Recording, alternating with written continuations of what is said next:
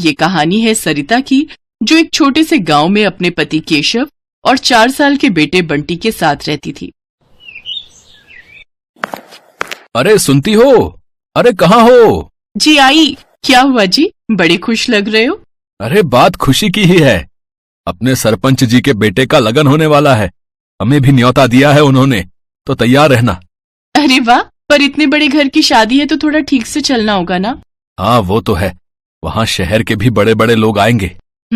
और खाने के लिए भी बहुत कुछ होगा वहाँ। चलो, अपना बंटी बड़ा खुश हो जाएगा। हाँ सही कहा। सरिता गांव के सरपंच रामलाल के बेटे की शादी को लेकर बहुत उतावली थी। कुछ दिनों बाद शादी का दिन भी आ गया। केशव सरिता और बंटी को लेकर शादी में पहुंचा।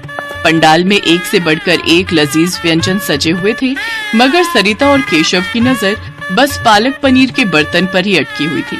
जब खाने की शुरुआत हुई तो दोनों ने भरपेट पालक पनीर खाया और छोटे बंटी ने भी पहली बार पालक पनीर का स्वाद चखा। असल में केशव की माली हालत बहुत खराब थी, तो घर में 2 वक्त हर किसी को पेट भर खाना मिल जाए, यही एक बड़ी चुनौती थी। ऐसे में ये दावत उनके लिए किसी सौगात से कम नहीं थी। तीनों ने शादी की दावत अच्छे से खाई और फिर अगले दिन, माँ मुझे वो खाना है। क्या बेटा, क्या खाना है मेरे बच्चे को? वही जो हमने कल खाया था, हरा हरा सा, जिसमें वो सफेद सफेद डब्बे थे। अच्छा वो, अरे मेरे प्यारे लल्ला, उसे पालक पनीर कहते हैं। हाँ माँ, वही पागल पनीर। अरे मेरा लल्ला, ठीक है, मैं अपने लल्ला के लिए बना दूंगी पागल पनीर। ठीक है माँ। हंसी हंसी में सरिता ने बंटी से पालक पनीर बनाने का वादा तो कर दिया, लेकिन वो खुद नहीं जानती थी कि वो ये करेगी कैसे। केशव एक छोटा किसान था। जब उसकी फसल बिकती थी तभी थोड़े बहुत पैसों का इंतजाम हो पाता था, और उन्हीं पैसों में अगली फसल तक का खर्चा चलाना होता था। और ये बात सरिता भी अच्छे से समझती थी। उफ, बंटी से बोल तो दिया, पर पालक पनीर बनाने में तो बड़ा खर्चा होगा, और अभी तो बहुत तंगी है। इनसे बात भी की तो बहुत गुस्सा करेंगे, अब क्या करूं मैं। इसी उधेड़-बुन में सरिता का पूरा दिन निकल गया। फिर अगले दिन सुबह उठते ही सरिता को चिंता होने लगी, क्योंकि उसने केशव से रुपए मांगे नहीं थे और बंटी सुबह से ही पालक पनीर खाने की जिद कर रहा था। सरिता बुझे मन से रसोई में गई और जाकर आटा गूंथने लगी। तभी उसे एक ख्याल आया। वो जल्दी से पड़ोसी के खेत से थोड़े से ताजे पालक के पत्ते मांग कर ले आई। फिर उसने गुथे आटे की लोई के चौकोर टुकड़े करके उन्हें अच्छे से पकाया और उन्हें पालक पकाकर उसमें बिल्कुल पनीर की तरह डाल दिया। और फिर, माँ जल्दी लाओ ना, पागल पनीर बना नहीं क्या अब तक? बन गया लल्ला, लो, ये रहा। अरे वाह, आज तो मजा ही आ जाएगा। हाँ मेरे बच्चे, लो अब जल्दी से खाओ। मासूम बंटी बिना कुछ समझे बूझे खाता गया, मगर सरिता अंदर से बहुत दुखी थी, क्योंकि वो तो सच जानती थी। फिर उसी शाम, बाबा आपको पता है माँ ने आज क्या बनाया? अब क्या बनाया बेटा? माँ ने आज वो शादी वाला पागल पनीर बनाया खाने में।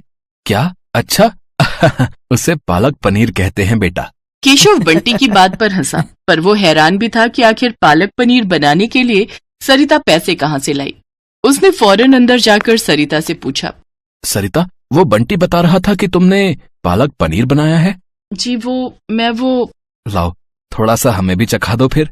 सरिता को कुछ समझ नहीं आ रहा था कि वो केशव को क्या कहे, तो फिर उसने बिना कुछ सोचे समझे केशव के सामने भी वही पालक की सब्जी लाकर रख दी, जिसमें पनीर की जगह आटे के चौकोर टुकड़े थे।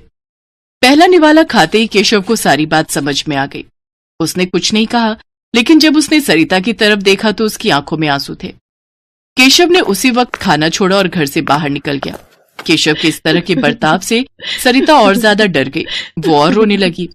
फिर कुछ देर बाद केशव घर वापस आया तो उसके हाथों में एक थैला था। बंटी, ओ बंटी, जल्दी से बता, शाम को मेरा बेटा क्या खाएगा? मैं तो वही खाऊंगा, माँ ने बनाया है ना, वो पागल। हाँ समझ गया। चलो अब हम सब मिलकर असली वाला पालक पनीर बनाएंगे। केशव के हाथों में पनीर, क्रीम और बाकी मसाले थे, जो उसने मुस्कुराते हुए सरिता को थमा दिए। वो सारा सामान उधार लेकर आया था। उस दिन सरिता ने भी पूरी मेहनत और सावधानी के साथ पालक पनीर बनाया। जब तक पालक पनीर बनकर तैयार हुआ तो केशव और बंटी वहीं रसोई में बैठे सरिता को बड़े ध्यान से देखते रहे। और फिर जैसे ही सरिता ने असली पनीर के साथ पालक पनीर उन दोनों को परोसा तो दोनों के चेहरे खिल गए।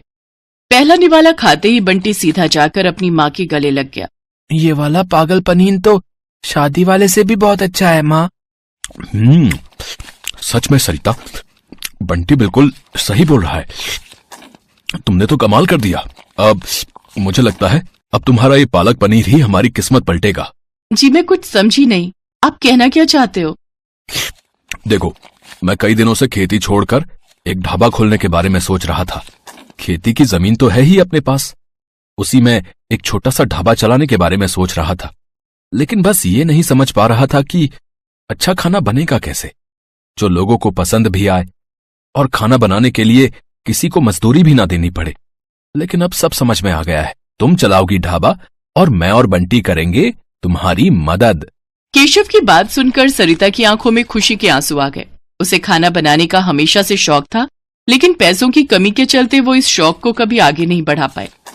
लेकिन अब उसका ये शौक उनकी कमाई का जरिया बनने वाला था, तो सरिता भी पूरी तरह से तैयार थी। अगले ही दिन से केशव ने बांस बल्लियों की मदद से ढाबा बनाना शुरू कर दिया और पूरे 1 हफ्ते की मेहनत के बाद सरिता का पालक पनीर ढाबा बनकर तैयार हो गया। शुरुआत के लिए केशव को थोड़े पैसे कर्ज पर लेने पड़े, लेकिन फिर सरिता की मेहनत और लगन ने वो कर दिखाया जिसकी केशव ने उससे उम्मीद लगाई थी। यूं तो सरिता ढाबे के लिए खाने के लिए कई चीजें बनाती थी, लेकिन उसका बनाया पालक पनीर ही सबसे ज्यादा लोगों के सिर चढ़कर बोल रहा था। भाई वाह, मजा ही आ गया भाई। भैया, पालक पनीर में इससे पहले ऐसा स्वाद नहीं आया, बता रहे। गजब बना भैया, गजब, कसम से। किसने बनाया वैसे? कोई खास कारीगर है क्या आपके पास? है? जी हाँ, है ना। और वही इस ढाबे की असली मालकिन भी है। वो मेरी पत्नी सरिता, उसी ने बनाया है सब कुछ। अरे वाह, ये तो बहुत बढ़िया बात है भैया। तो फिर ठीक है, देखो भैया, अगले महीने मेरे घर में दावत है, तो दावत के खाने का पूरा ऑर्डर आपका है। बस इतना बताओ कि एडवांस कितना देना है। अरे आपका बहुत बहुत शुक्रिया साहब, लेकिन खाने में क्या क्या बनाना है पहले ये तो बताइए। भाई, अपनी तो एक ही डिमांड है, बिल्कुल ऐसा ही पालक पनीर है, बाकी सब आप देख लेना। करीब 250 लोगों की दावत है। और हाँ, एक बात और, ये दावत निपटा लो, फिर एक काम और है आपसे। जी वो क्या?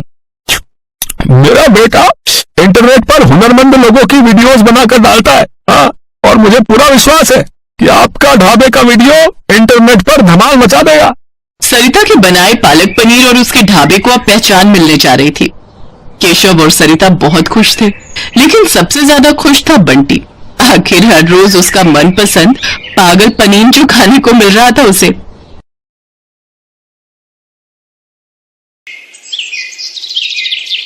बीना और चंदन आजादपुर मंडी में साफ सफाई और मेहनत मजदूरी करके अपना पेट पालते थे। शादी के तकरीबन 2 साल बाद बीना गर्भवती हुई। दोनों ही पति पत्नी इस बात से बहुत खुश थे और बेसब्री से नए मेहमान के आने का इंतजार कर रहे थे, लेकिन होने को शायद कुछ और मंजूर था। एक शाम जब दोनों काम से घर लौट रहे थे तो रास्ते में रेल पटरी क्रॉस करते वक्त चंदर का पैर पटरी में फंस गया। अरे अरे, ये मेरा पैर। अरे ये क्या हो गया जी? जल्दी जल्दी पैर निकालने की कोशिश कीजिए। कोशिश तो कर रहा हूँ बीना, लेकिन ये निकल ही नहीं रहा। बीना भी उसकी मदद करने की कोशिश करती है, लेकिन उसका पैर बाहर नहीं निकल पाता। तभी उन्हें ट्रेन की आवाज आती है। जल्दी कीजिए जी, ट्रेन आ रही है। बीना, मुझे लगता है कि मेरा जाने का वक्त आ गया। तुम जाओ यहाँ से और अपना और मेरे बच्चे का ध्यान रखना। मुझे भाग्य को अपने बच्चे का मुंह देखे बिना ही इस दुनिया से जाना होगा। नहीं, ऐसा मत कहिए जी, मैं आपके बिना कैसे रह पाऊंगी? मैं भी आपके साथ इसी पटरी पर अपनी जान दे दूंगी।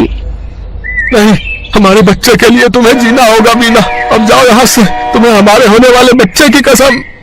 जैसे ही बीना पटरी से दूर जाती है, तभी ट्रेन आकर विनोद को पल भर में काट देती है। बीना की आंखों के सामने उसके पति की मौत हो जाती है। एक ही पल में उसकी हंसती खेलती दुनिया उजड़ जाती है और वो एक विधवा बन जाती है। चंदर के जाने के बाद बीना बिल्कुल अकेली हो चुकी थी। अब वो अकेली ही मंडी जाती और मेहनत मजदूरी करती और उससे जो कमाई होती उससे अपना पेट भरने लगती है। एक दिन बीना घनश्याम को कुछ प्याज फेंकते हुए देख रही थी। अरे घनश्याम भैया, ये आप क्या कर रहे हैं? कुछ नहीं बहन, जो प्याज खराब हो गए हैं उन्हें अलग करके फेंक रहा हूँ।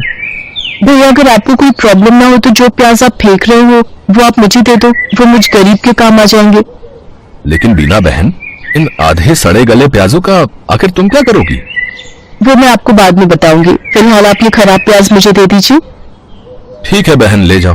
वैसे भी ये मेरे किसी काम के नहीं।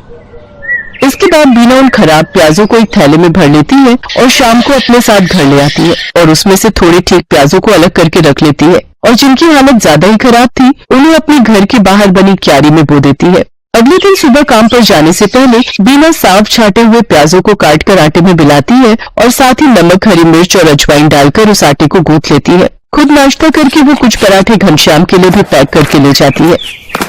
ये लो घनश्याम भैया, आपसे जो कल प्याज लेकर गई थी उनसे मैंने प्याज के पराठे बनाए हैं, जरा आप भी चख कर देखो।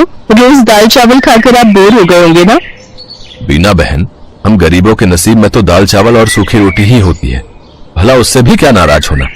अच्छा लाओ, तुम इतने प्यार से प्याज के पराठे बनाकर लाई हो तो खाकर देखता हूँ। घनश्याम को बीना के हाथ के बने प्याज के पराठे बहुत पसंद आते हैं। ऐसे ही कुछ समय बीत जाता है। बीना को अब 7वां महीना लग गया था, जिस वजह से वो मजदूरी नहीं कर पा रही थी, जिस वजह से उसके घर खाने पीने की तंगी हो गई थी। ऐसे ही एक रोज जब वो खाना बनाने जाती है तो देखती है कि राशन के सभी डिब्बे खाली हैं।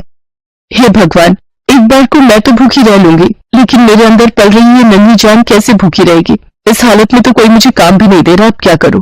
हाँ, याद आया, अपनी जमीन में थोड़े प्याज उगाए थे ना, क्यों ना उनको निकाल लूं, वो अब पूरी तरह पक गए होंगे। बीना उन प्याजों को निकालती है और पड़ोस से थोड़ा आटा उधार मांग कर ले आती है। उसके बाद स्वादिष्ट प्याज के पराठे बनाती है। उसके पराठों की खुशबू को सूंघते हुए उसकी पड़ोसन आरती वहां पहुंच जाती है। अरे वाह बीना, तेरे घर से तो बड़ी ही अच्छी खुशबू आ रही है। आखिर क्या बनाया है तूने? कुछ नहीं बहन, ये प्याज के पराठे बनाए हैं। लो, तुम भी खाकर बताओ कैसे बने हैं। वाह वाह वाह, क्या स्वाद है बीना तेरे हाथों में। अरे इतने अच्छे पराठे तो ढाबे वाला भी नहीं बना पाता। मैं तो कहती हूँ तू प्याज के पराठे का एक ठेला लगाकर बेच और पैसे कमा। जब ऊपर वाले ने तुझे इस हुनर से नवाजा है कि तू इतना अच्छा खाना बना लेती है, तो इसका फायदा उठा। इसकी बात बीना को सही लगी और वो मदद के लिए घनश्याम के पास जाती है। घनश्याम के पास एक पुराना ठेला था जिस पर वो गलियों में जाकर प्याज बेचता था, लेकिन जब उसने मंडी में खुद की दुकान ले ली तब से वो ठेला बेकार ही खड़ा रहता था। घनश्याम वो ठेला बीना को देने के लिए तैयार हो जाता है। घनश्याम शाम को अपना पुराना ठेला लेकर बीना के घर पहुंचता है। ये लो बीना बहन, इसकी मरम्मत मैंने करवा दी है, अब तुम इसका इस्तेमाल कर सकती हो। आपका बहुत बहुत शुक्रिया घनश्याम भैया, आपका ये एहसान मैं कभी नहीं भूलूंगी। अगले दिन सुबह जल्दी उठकर बीना सारी तैयारी कर लेती है और मंडी में जाकर अपने प्याज के पराठों का ठेला लगा लेती है। लेकिन काफी देर तक जब कोई ग्राहक नहीं आता तो वो सोचती है, हे भगवान, दिन ढलने को आ गया लेकिन अभी तक एक भी ग्राहक नहीं आया। अगर ऐसे ही चलता रहा तो मैं अपने होने वाले बच्चे को क्या खिलाऊंगी। लगता है अब बिजनेस चलाने के लिए कोई तरकीब लगानी होगी। एक काम करती हूँ, कम दाम करके बेचती हूँ। एक बार मेरे पराठों का स्वाद सबकी जुबान पर चढ़ गया तो वो कोई और जा ही नहीं पाएगा। इतना सोचकर बीना आधे दाम में प्याज के पराठे बेचने लगती है। कम दाम में बहुत सारे लोग बीना के पराठे खाने लगे। कुछ दिन बीना ने सबको कम दाम पर ही पराठे बेचे, लेकिन फिर जब उसके ग्राहक बढ़ गए तो उसने रेट बढ़ा दिए। लेकिन तब तक वो पूरी मंडी में प्याज के पराठों वाली के नाम से मशहूर हो चुकी थी। कुछ ही दिनों में उसकी अच्छी खासी कमाई होने लगी थी। वो भगवान के आगे हाथ जोड़कर बोलती है, हे भगवान, तेरी कृपा से और कुछ अच्छे लोगों की मदद से मेरा काम बहुत अच्छा चल पड़ा है और मैं अच्छी खासी कमाई कर लेती हूँ। बस मुझ पर ऐसी अपनी कृपा दृष्टि रखना ताकि मैं अपने बच्चे को एक अच्छी जिंदगी दे सकूं। कुछ ही दिनों में बीना खुद का ढाबा खोल लेती है। अब उसकी खूब अच्छी कमाई होने लगी थी। उसका काम और बढ़ गया था, इसलिए उसने अपनी मदद के लिए 2 लाचार औरतों को रख लिया था। बीना की डिलीवरी का समय भी आ गया और उसने एक बेटे को जन्म दिया। महीने भर का रेस्ट लेने के बाद वो वापस काम पर जाने लगी और अपने साथ अपने बच्चे को भी ले जाती। अब वो काम संभालने के साथ साथ अपने बच्चे की भी अच्छी परवरिश करने लगी और खुशी खुशी उसके साथ रहने लगी।